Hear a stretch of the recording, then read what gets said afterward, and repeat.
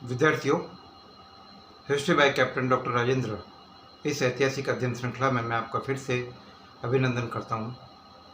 विद्यार्थियों, आज मैं आपसे बात करूंगा BA तृतीय वर्ष इतिहास के महाराजा गंगा सिंह विश्वविद्यालय के पाठ्यक्रम जो आधुनिक भारत के इतिहास से संबंधित है और उससे जुड़े हुए एक महत्वपूर्ण टॉपिक जिसका संबंध बंगाल, बिहार और उड़ीसा से।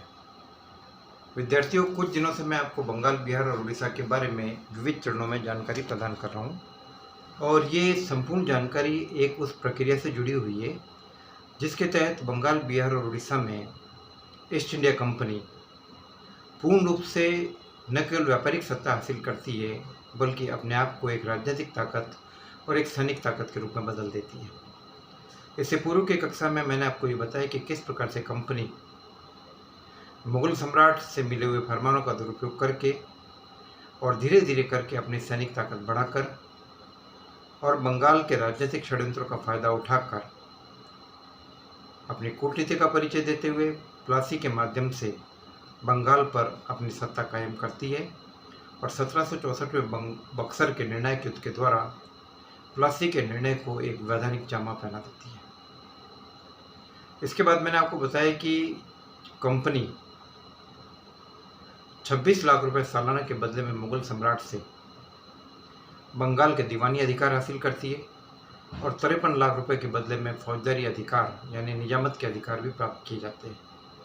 इन तमाम व्यवस्थाओं को हासिल करने के बाद कंपनी ने बंगाल के अल्पवयस्क नवाब नजमुद्दौला पर प्रशासन का उत्तरदायित्व डाला, लेकिन अधिकार नहीं दिए और नजमुद्दौला को यह कहा गया है कि आप निजामत का जिम्मा, कानून व्यवस्था का, न्याय का और सुरक्षा का जिम्मा, सारे अधिकार कंपनी को देंगे और साथ ही साथ कर वसूली का काम भी आप कंपनी के द्वारा नियुक्त 2 अधिकारी जो आगे चलकर उप दीवान कहलाए, मोहम्मद रजा खान और राजा सिताब राय।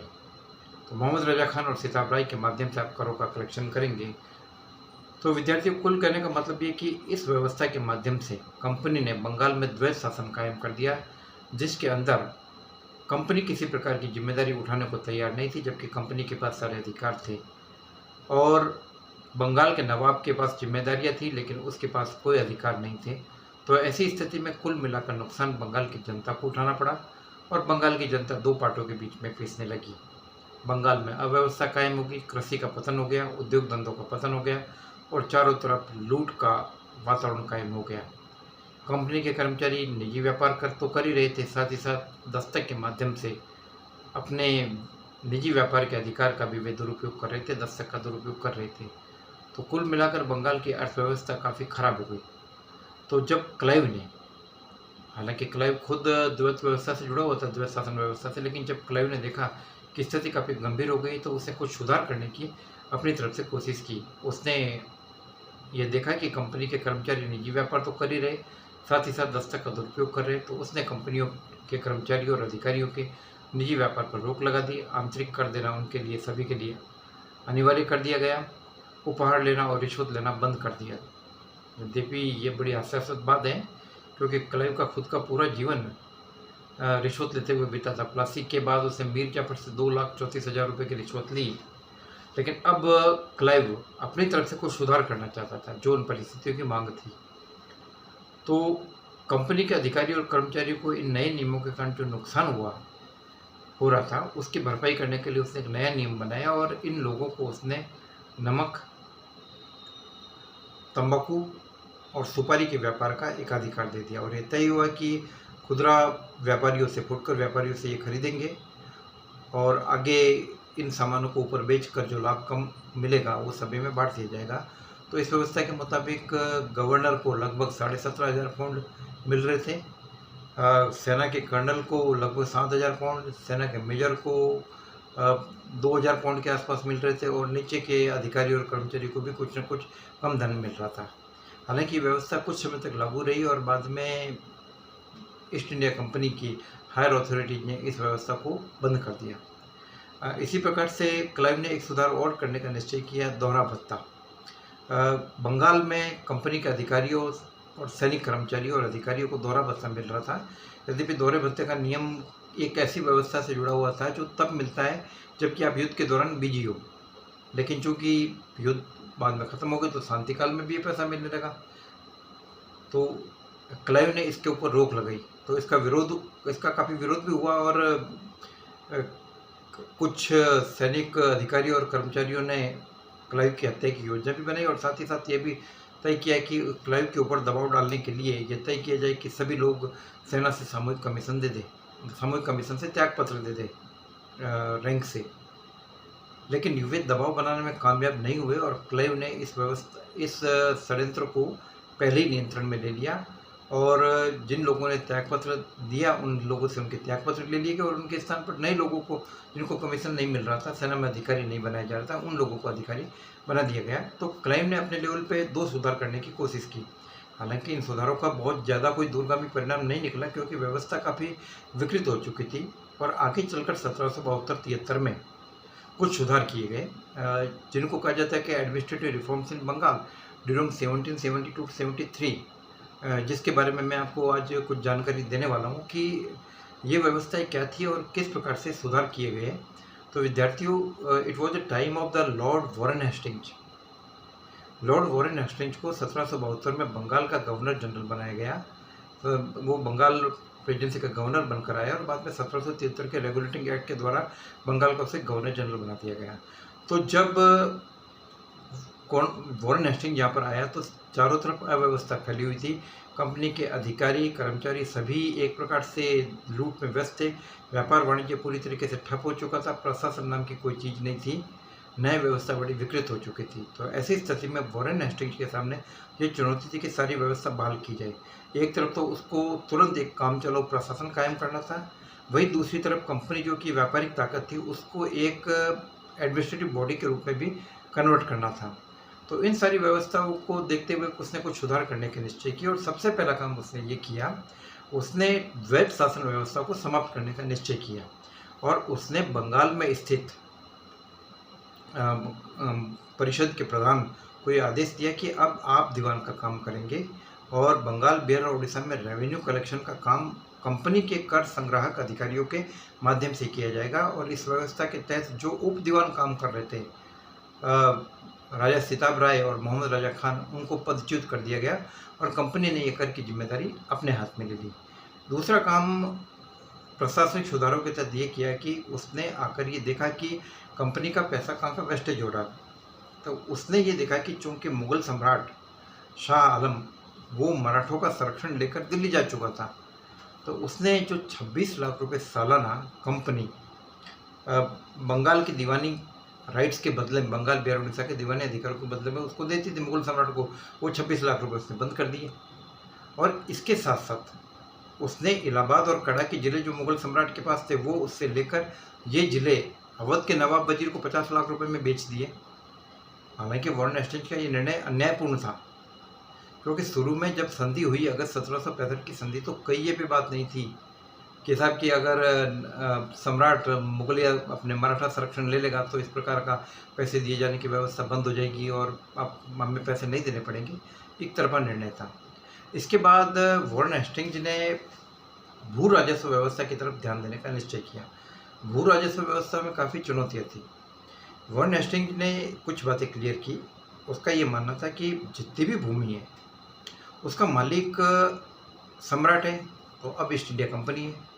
और दूसरी बात ये कि उसने ज़मीन के बारे में जो लोगों के और ज़मींदारों के जो पुश्तैनी अधिकार चले आ रहे थे, पुश्तैनी दावे, उसने उनको कोई मान्यता नहीं दी। उसने कहा कि ज़मींदार केवल एक कर संग्रह के जिसको किसानों से कर वसूली के बदले में आड़त यानी कमीशन मिलेगा और कुछ नहीं है। और उसने सारी व्यवस्था की जांच की और अपना एक प्रसिद्ध नियम लागू किया जिसको उसने ट्रायल एंड एरर, परिणाम, परीक्षण और अशुद्धि का उसने नियम जारी किया। इसके बाद उसने भू राजस्व के लिए ठेका व्यवस्था प्रारंभ की। उसने जमीन के टुकड़ों की नीलामी करवाई। 5 साल के लिए कर तय कर दिया गया और भूमि की उपज का अनुमान लगाकर इतना तय किया कि इतना देना पड़ेगा। और इसके बाद उसने उसकी बोली उठाई, तो जो सबसे ज़्यादा बोली लगाता था उसको वो ठेका दिया गया।